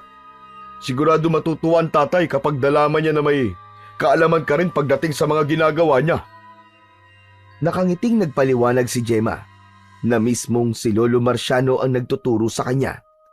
Napaismid naman si Greg sapagkat pakiramdam niya ay pinagtaguan siya ng ama patungkol sa bagay na yon. Pabira. Parang naisahan niyo yata ako ni tatay Ikaw kasi yata, Tiyo. Puro lang kasiyahan yata ang inaatupag burrito Naisahan ka tuloy nila Lolo at Tia. Mabilis na lumipas ang oras. Pagdating ni Lolo Marciano ay nakumpirma nga na mandurugo ang sumalakay sa mga hayop ni Kamiging. Kamuntikan pa nga siyang madamay. Mabuti na lang daw ay tumalon siya sa balon at doon nagtago. Dahil tuloy sa nangyari, ay umugong na nga ang balibalita patungkol sa muling pag-aasik ng lagim ng mandurugo sa baryo. Hindi na ito mapagtakpan dahil marami na ang nakakaalam sa nangyari. Pagsapit ng 10:00 ng hating gabi, habang nasa silid, ay muling sumagi sa isip ni Coco ang sinabi kanina ng kanyang lolo habang naghahapunan sila. Kadalasan kasi kapag nagkakaroon ng bulos, ilang araw na nagiging mataas ang tubig sa ilog, kaya walang nagtatangkang lumusong doon. Mga ilang araw ding magtitiis ang mga taga-baryo na hindi makatawid sa kabila, lalo na ngayong nasira na ang tulay dahil na rin sa kalumaan. Ilang araw na lang pala at uuwi na ako.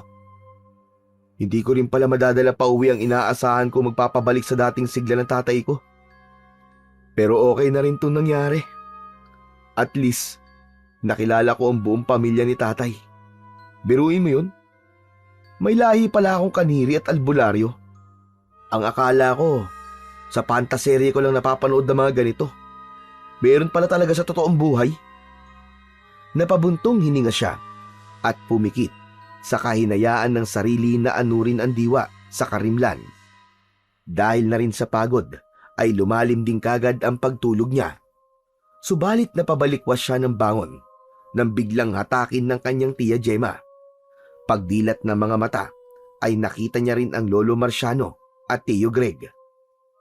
Apo, ipinaliwanag na sa akin ni Tia Gemma mo ang lahat. Tatanungin kita ngayon na seryoso.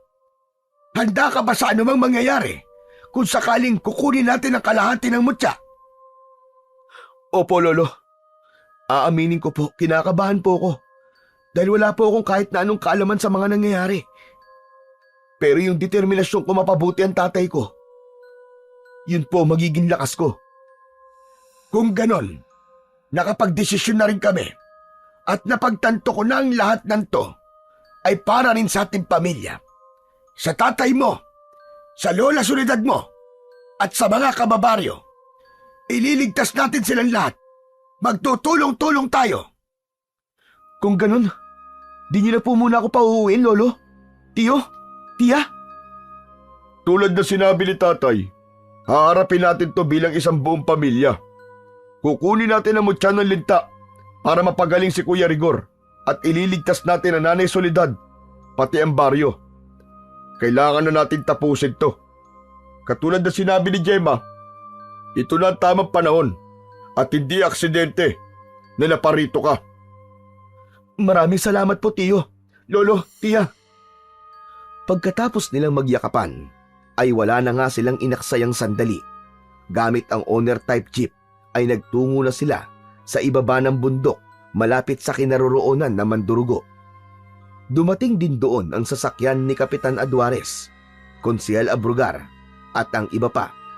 Pero hindi na sumama ang dalawang opisyal. Ang grupo kasi nila ang magbabantay sa baryo kung sakaling merong sumalakay. Kinausap lang ni Lolo Marciano ang kapitan at pagkatapos ay umalis na sila kasama ang iilang kalalakihan.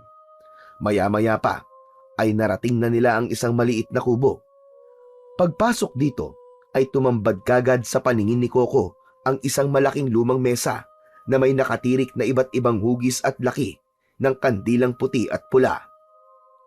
May mga tuyong dahon din na nakalagay doon at iba't ibang uri ng sandata at pangontra laban sa alagad ng kadiliman. Tumayo si Lolo Marciano sa tapat ng mga to at saka inorasyonan ang nasabing mga sandata at pangontra. Pagkatapos bigkasin yun ng matandang albularyo ng 3 beses, ay sumenyas na si Tia Gemma sa mga kalalakihan na kumuha ng mga sandata at pangontra na kaya nilang gamitin. Nang lumabas na ang mga kalalakihan, ay nag-focus naman ang mag-amang albularyo kay Coco.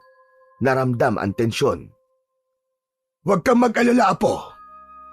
Naniniwala kaming magiging maayos din ang lahat. Maniwala ka lang din at hindi ka pababayaan ng manlilikha. Maraming salamat po, Lolo. Tiya. Ngayon ay pagkakalooban ka ulit namin ni Gemma ng isang orasyon na magpapatibay sa iyo sa laban na to. Limitado lang ang oras, pero naniniwala kami na bago yun matapos, ay nasa iyo na ang mutya ng lintang magliligtas sa ating lahat. Wala nang nagsalita sa kanilang tatlo. Pagkatapos nun, sinimulan na ni Tia Gemma ang paunang orasyon.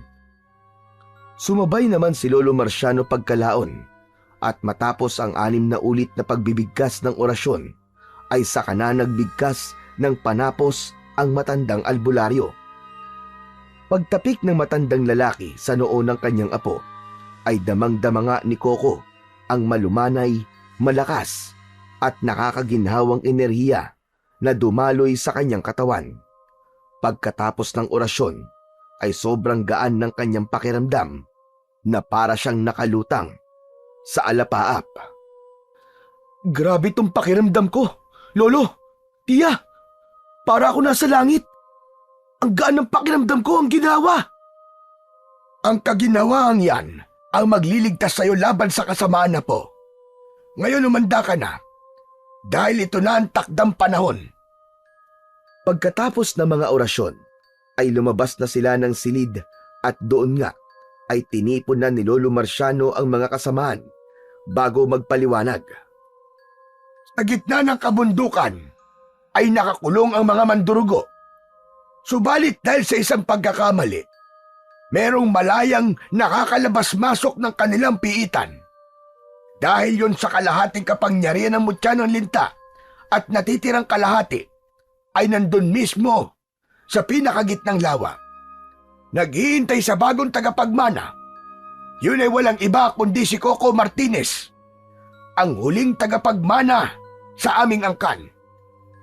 Narito tayong lahat para tulungan siyang makuha ang mutya sa abot ng ating makakaya. Gagawin natin ang lahat ng ating tungkulin hanggang sa matapos ang ating misyon. Sa oras na magtagumpay tayong lahat, ay maliligtas na ang buong baryo, hindi lamang sa mga mandurugo, kundi sa kahit na anong masasamang kampon ng kadiliman. Makakaasa ba kami sa inyong tulong at suporta, mga kababaryo? Nagsigawan ang mga tao na halatang puno ng determinasyon at tapang na mailigtas ang buong baryo laban sa kampon ng kadiliman. Subalit ako na nagsasabi sa inyong lahat, hindi basta-basta makukuha ang mutya na yon, sapagkat nasa mandurugo ang kalahati ng mutya. Biyasa siya doon sa paggamit, kahit hindi buong kapangyarihan. Hindi niyo rin naman kailangan mangamba, dahil meron kayong sandata at pangontra. Ang hiling ko lamang ay, ingatan tayong lahat ng may kapal. Muling nagsigawan ang mga tao at pagkatapos nun ay muli ring hinarap ni Lolo Marciano ang kanyang apo. Apo, ikaw ang pag-asa ng mga taga-baryo. Mag-iingat ka, dahil hindi na ako sasama pa sa inyo. Babalik ako sa baryo para maging katuwang nila kapitan kung sakaling merong gawing kakaiba si Soledad at gamitin ang kapangyarihan ng mutya na nasa kanya.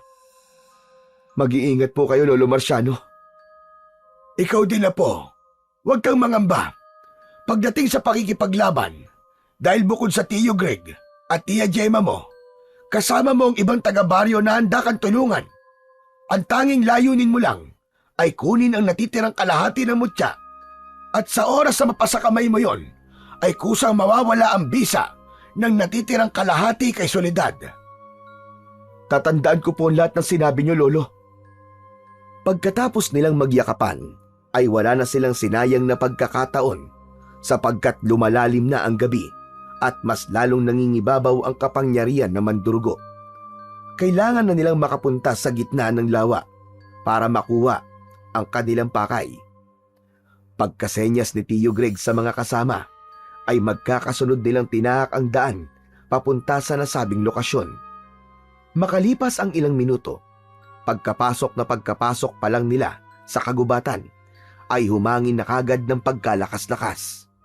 At pagkatapos, umuyog ang mga puno na tila nagsasayawan at nagliliparan ang iba't ibang uri ng ibon na tila nabulahaw.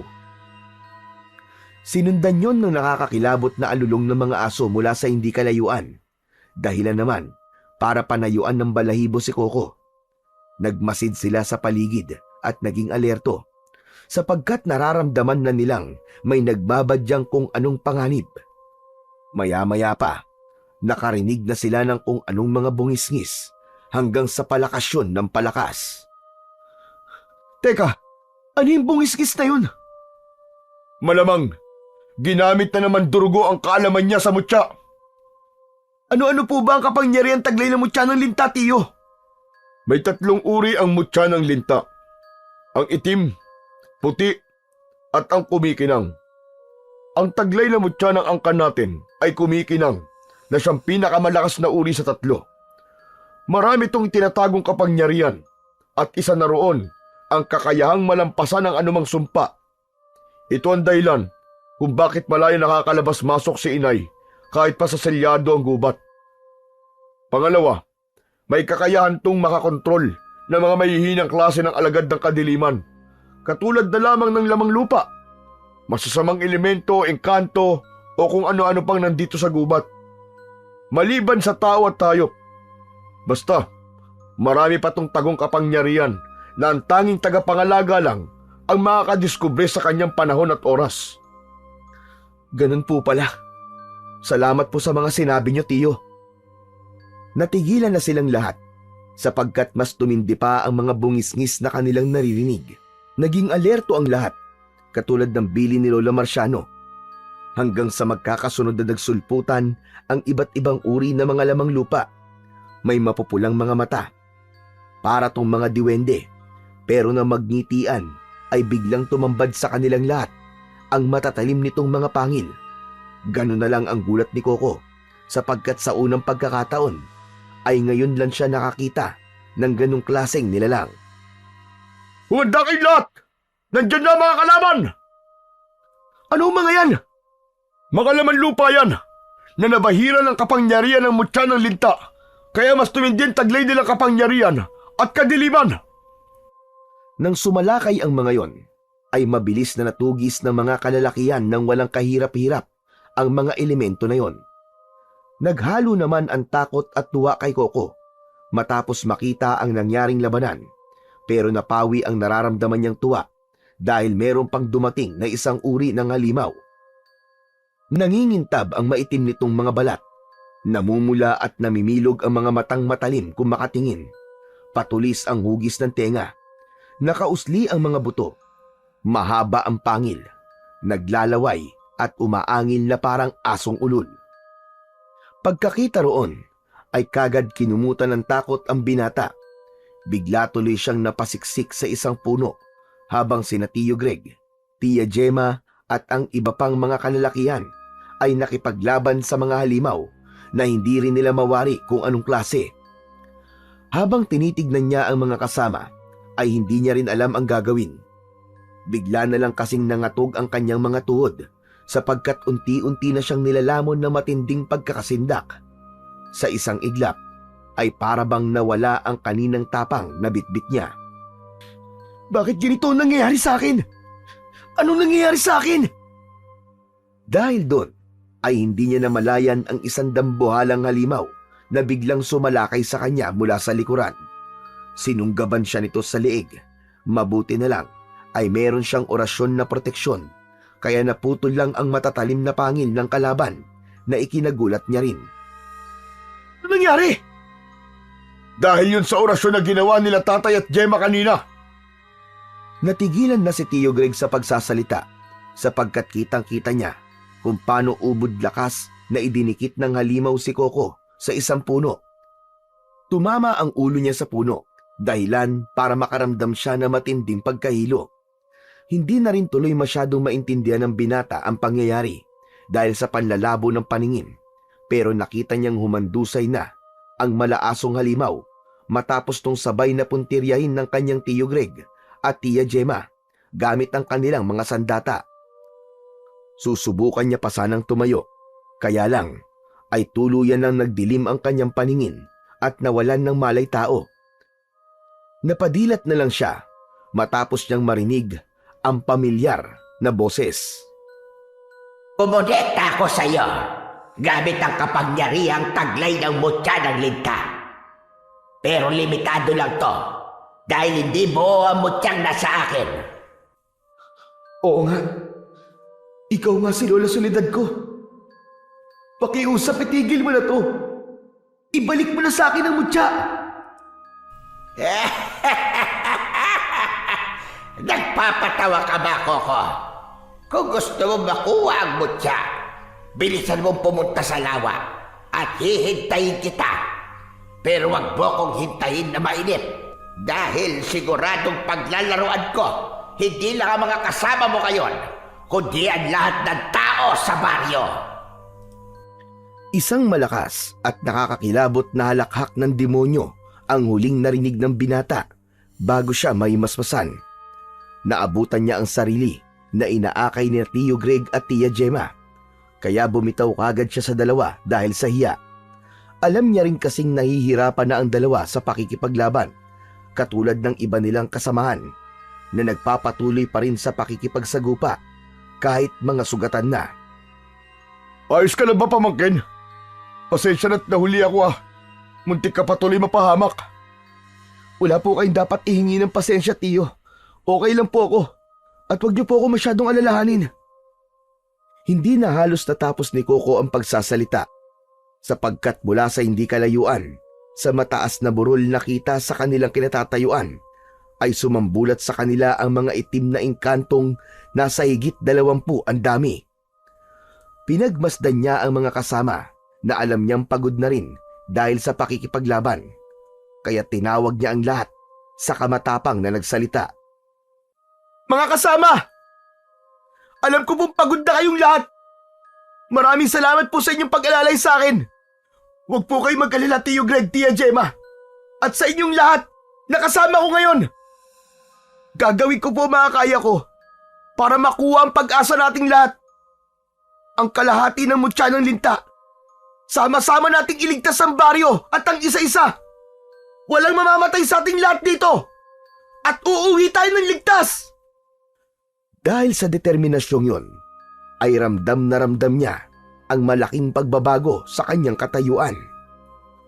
Maya-maya pa, pagkatango ni na Tio Greg at Tia Gemma at ng iba pa, ay sabay-sabay silang napatingin sa kalangitan sapagkat pansamantalang natakpan ng ulap ang bilog na buwan at mga bituing nagniningning na siyang nagdidilig ng liwanag sa buong kagubatan.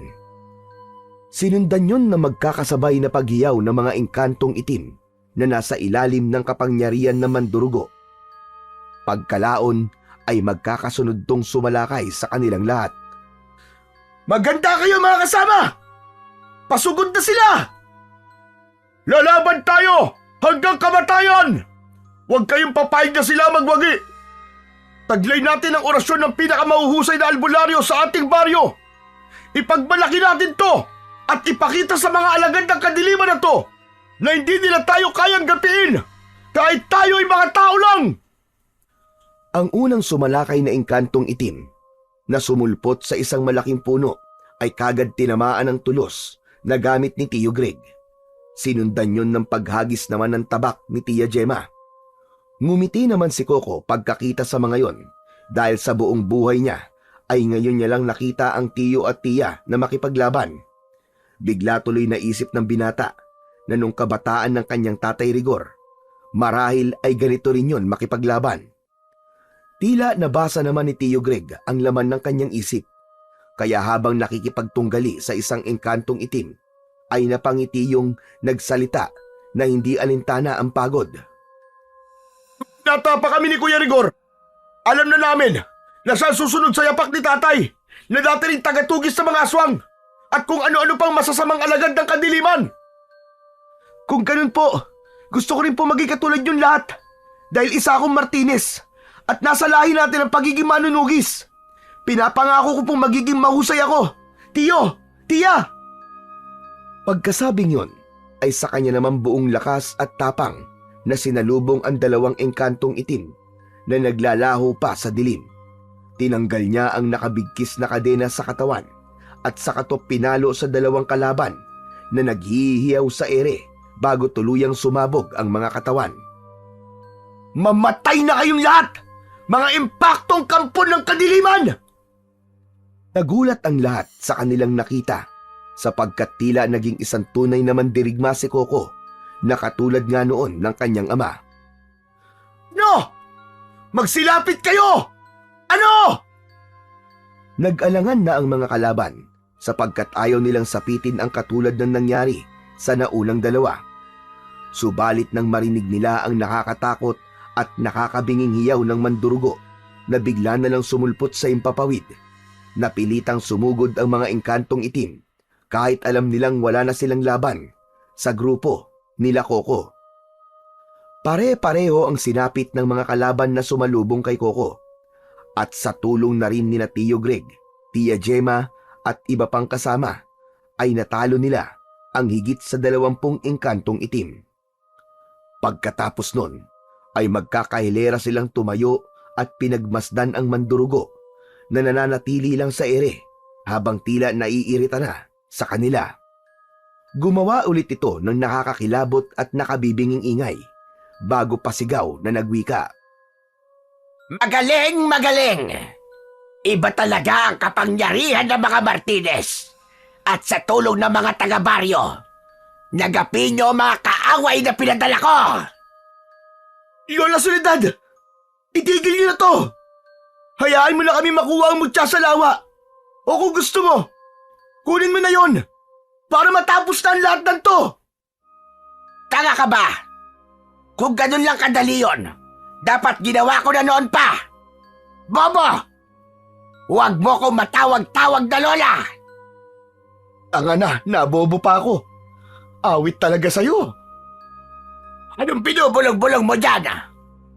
Masyado niyo akong pinasaya. Damhin yun lahat ang kapangyarihan ng isang mandurugo.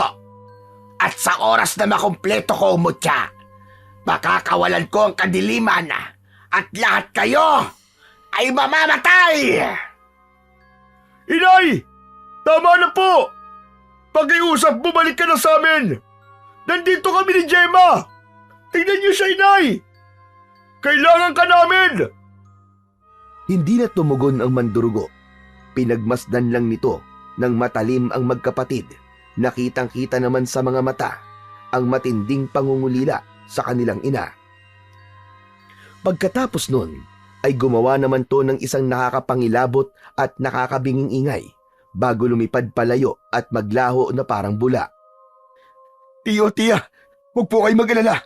Babawiin po natin si Lola Soledad at matatapos po ang lahat ng ito. Maraming salamat, pamangkin, sa pagpapagaan mo ng loob namin ni Gemma. Pagkatapos ng pag-uusap na yon, ay kagad naman nilang hinarap ang mga kasama. Pinalakas rin ni Coco ang loob ng mga yon, kahit ang totoo ay medyo nangangamba rin siya. Ramdam niya kasi ang madilim na dumadaloy sa katauhan ni Lola Soledad dahil sa taglay nitong kalahating kapangyarihan ng mutya ng linta. Kung gusto niyo po, magpahinga na po muna tayo bago punta ng lawa. Mahaba pa naman po ang oras bago sumikat ang araw. Mas maigi po na makabawi ang lakas ng bawat isa. Maraming salamat, pamangkin. Dahil ramdam namin ang pag-aalala mo para sa bawat isa. Pero habang tumatagal tayo rito, mas lalo nagiging mapanganib para sa bawat isa.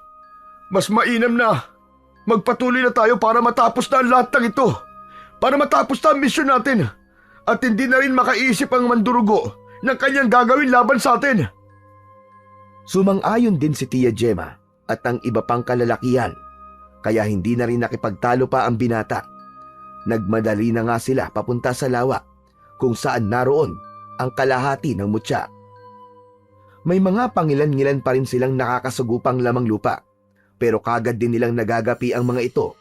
At bukod doon, may ilan ding iba't ibang uri ng elemento ang nakikipagsabayan, subalit wala ring laban ang mga ito sa kanila.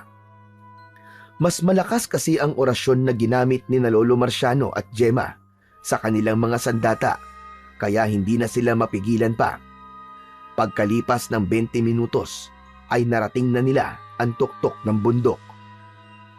Pagdating doon ay nakita nila ang maliit na lawa na merong patulis na batong tila nakausli. Nandun ang kumikinang na bagay, nakitang-kita sa kanilang kinaroroonan. Nang makita yun ni Coco, ay nakaramdam siya ng kakaiba, dahilan para kumabog ng malakas ang kanyang dibdib. Mga kasama, nakikita niyo yung gumagalaw-galaw na kumikinang na yon? Yun ang kalahating mutya ng linta. Nakita ko na ang mga to sa aking pangitain. May mga linta rin nakapalibot sa batuang yan. Palagay ko'y ligtas naman. Hindi lang ako sigurado kung anong meron sa lawa at kung gaano to kalalim. Mag-iingat tayong lahat, mga kasama, dahil may nararamdaman akong panganib sa paligid. Sigurado ako na may inihandang patibong ang mandurugo. Tama at sinabi ni Tiyo. Mag-iingat po tayong lahat at mas mainam na magdalawaan tayo habang papunta sa lawa. Kapag nakuha ko pa umutya, sabay-sabay na po tayong aatras. Sumang-ayon ang lahat sa sinabing yun ng binata, at nang matapos makapagplano, ay sabay-sabay silang tumakbo sa lawa papunta sa kinaroroonan ng mutya. Eksakto naman na habang nagtatakbuhan sila, ay lumitaw na ang bilog na buwan sa ulap, kaya muli itong nagdilig ng liwanag sa buong kapaligiran. Kasunod nito ay isa-isa na ring naglitawan ang mga malalaki at maliliit na lamang lupa. Meron pang tila mababangis na hayop na itsurang baboy ramo, itsurang aso at itsurang kabayo. Sabay-sabay na sumalakay ang mga yon, kaya dumipensa ang lahat laban sa mga kaaway. Mag-iingat kayong lahat, mga kasama! Manatili lang tayo sa plano! Walang aatras hanggang hindi na kukuha ni Coco ang mutya ng linta! Katulad ng napag-usapan, humiwalay sina Coco, Tio Greg at Tia Gemma. Ang iba naman ay pumalibot sa kanila habang tinatahak nila ang lawa. Nang tumuntong na ang mga paa ng bawat isa sa tubig, ay nagsimula na ang bakbakan. Naghumiyaw ang mga lamang lupa dahil sa hagupit ng mga sandata nilang dala. Walang nakaligtas sa kanilang kalaban na tila mga fireworks na sumasabog sa ere. Dahil tuloy doon ay napilitan ang mandurugo na lumabas para inganyohin ang mga kontrolado niyang kampon ng kadiliman. Makinig kayo mga mabababang uri ng nilalang. Kung sino makakapatay sa mga yan, lalo na sa mga Martinez na alam kong kilalang kilala nyo, sisiguraduhin kong makakasama ko sa hapag at magkakaroon ng taglay na lakas mula sa kapangyarihan ng Butya ng Linta. Naghiyawan ang mga halimaw habang sumasalakay, kaya naging alerto rin ang mga tao. Tiyo, lumitaw na po si Lola Soledad! Makinig ka! Kapag nakatungtong ka na sa bato, ipaubaya mo na sa amin si inay. Kunin mo na kagad ang mutya at lunukin mo to. Sa ganung paraan, ay makukuha mo ang kapangyarihan at mabubuo na ulit ang mutya. Mawawala kay inay ang kalahati dahil mapupunta na to sa'yo. Sige po, tara na tiyo! Tiya! Habang patuloy na nakikipaglaban ang mga kasama, sina Coco, Tio Greg at Tia Gemma ay matuling tumakbo papunta sa bato at ang sinumang sumasalubong sa kanila ay nauuwi kagad sa kamatayan. May isang malaking lamang lupa na dumamba sa likuran ni Coco, dahilan para mabitiwan niya ang hawak na sandatang kadena. Tumilapon yun sa kung saan, kaya nangapa-ngapa pa siya sa tubig habang iniiwasan ang kaaway. Natakasan niya kagad ito at agad ding napatay ng kanyang tiyuin at pagkatapos ay nagpatuloy na sila sa pagtakbo. At nang malapit na siya sa nasabing bato, ay saka lumagpak sa harapan nila ang mandurugong si Lola Soledad. Natigilan silang lahat sapagkat muli nila itong nakita ng harap-harapan. Inay! Tiyo! Ilag! Mabuti na lang ay naitulak ni Coco ang tiyuin na tumilapon sa tubigan. Pagbangon ng Ginoo ay saka lang to nahimasmasan, lalo na nang batukan siya ni Gemma at ipaalala ang kanilang pakay. Kitang-kita ni Coco ang malakas na pagbuga ng hangin ng kanyang tiyuin bago to pasigaw na nagsalita. Coco! Kami ng bahala ni Gemma rito! Magmadali ka na! Bilisan mo! Sige po, Tiyo! Ibalik mo nanay ko! Walang yakang mandurugo ka! Pagmamasdan pa sana ni Coco ang tiyo at tiya na nakikipaglaban, pero sinalakay na siya ng kalaban. Mabuti na lang ay nakailag siya at tumuntong sa bato. Dali-dali niyang hinanap ang kumikinang nalinta, pero tila mailaptos sa kanya. Huwag mo na akong pahirapan pa, mutya ng linta! Utang na loob! Huwag mo na akong pahirapan pa! May sumalakay na naman na lamang lupa, dahilan para mahulog si Coco sa tubig tabang. Hindi naman siya nagpatinag. Pagkatapos nun, nang lumapit ang dambuhalang lamang lupa, ay mabilis siyang umikot at ginamit ang natitirang sandata. Subalit gano'n na lang ang gulat niya dahil hindi natinag ang katawan nito na parang bato. Napangiti lang ito bago muling umatake. Lumundag naman si Coco at muling kumapit sa bato, saka hinanap ang kumikinang nalinta hanggang sa makita niya to. Nang dadakmain na niya, ay muli siyang inatake ng dambuhalang lamang lupa na naglalaway pa habang nakatingin sa kanya at tuwang-tuwa. Ibang tao muna sa lakayin mo, pambira ka naman eh! Huwag na ako! Umungot lang ang halimaw at muling umatake. Mabuti na lang ay may dalawang tao na tumulong sa kanya, dahilan para sumabog sa kawalan ang nasabing kaaway. Maraming salamat sa inyo! Hindi pa niya natatapos ang pagsasalita ay nagulat na siya sa nakita. Ang dalawang lalaking tumulong kasi sa kanya ay bigla na lang napugot ang ulo matapos dumaan ang mandurugo. Tumalsik sa harapan niya ang mga ulong yon habang dahan-dahan na lumalapag ang mandurugo sa tubig. Ngayon, kunin mo na ang mutya para mabuo na ito. Anong ginawa mo kay Tio Greg at Tia Gemma? Bakit hindi mo sila pagmasdan? Ganun na lang ang gulat ni Coco pagkakita sa kanyang tiyo at tiya na nakahandusay na sa tubig at duguan ng katawan. Hindi niya matukoy kung buhay pa ang mga yon dahil magulo na rin ang paligid. Mga anak mo sila, Lola! Mga anak mo sila! Wala akong anak na mahihina. Ngayon, sige na, kunin mo na ang butya. Sumalakay ang nagngangalit na aswang kaya umikot si Coco sa batuan. Sa gitna ng labanan, ginamit ng binata ang kanyang talas ng isip. Habang nagtatago, ay hinahanap niya ang nagniningning na linta at nang makita niya ito, ay kagad din niyang dinakma. Sa kabutihang palad, ay nakuha niya ito at kagad na nilulun. Nakaramdam siya ng sakit ng tiyan hanggang sa uminit ng uminit ang kanyang katawan. Pagkakita sa kanya na mandurugo, ay sumalakay ito para siya ay patayin at makuha ng buo ang mutya. Kaya lang ay nahuli na ito dahil inilublob ng binata ang sarili sa ilalim ng tubig. Nagulat ang mandurugo at maya-maya pa ay napahiyaw na to ng husto matapos maramdaman ang matinding pagbabago sa kanyang katawan. Walang hiya ka! Ibigay mo sa akin ang butya! Akin na ang butya! Papatayin ko kayong lahat! Papatayin ko kayong lahat! Sinubukan pang umalma ng mandurugo, subalit huli na ang lahat sapagkat unti-unti na tong lumiyab pero kulay asul. Nagulat din ang lahat sa kanilang nakita, pero mas inunang lapitan ni Coco ang kanyang tiyo Greg at tia Gemma matapos niyang lumutang sa tubig. Ginamit niya kagad ang kapangyarihan ng mutya para mapagaling ang dalawa at sa kabutihang palad ay gumaling ang mga ito. Susubukan niya rin sanang iligtas ang 2 pang tao na tumulong sa kanya kanina, pero hindi niya na maisalba dahil pugot na ang mga ulo ng mga yon.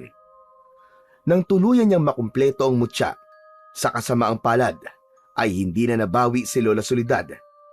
Natuluyan ng naging abo matapos masunog. Malungkot man ang pangyayaring yon, tinanggap na rin nila dahil buong baryo naman ang nailigtas. At ngayong nasa kamay na ni Coco ang mutya ng linta, imasasagip niya na rin si Tatay Rigor sa lumalala nitong depresyon pagka-uwi niya sa Maynila. Makalipas ang 1 taon, ay bumalik ang mag-ama sa probinsya kung saan ay muling nagkasundo ang mag-amang si Lolo Marciano at si Tatay Rigor. Nabuo muli ang pamilya ng Martinez sa awa ng Diyos. Namuhay silang payapang magkakasama at ni minsan wala nang mandurugo o kahit na anong kampon ng kadiliman ang sumalakay muli sa kanilang baryo.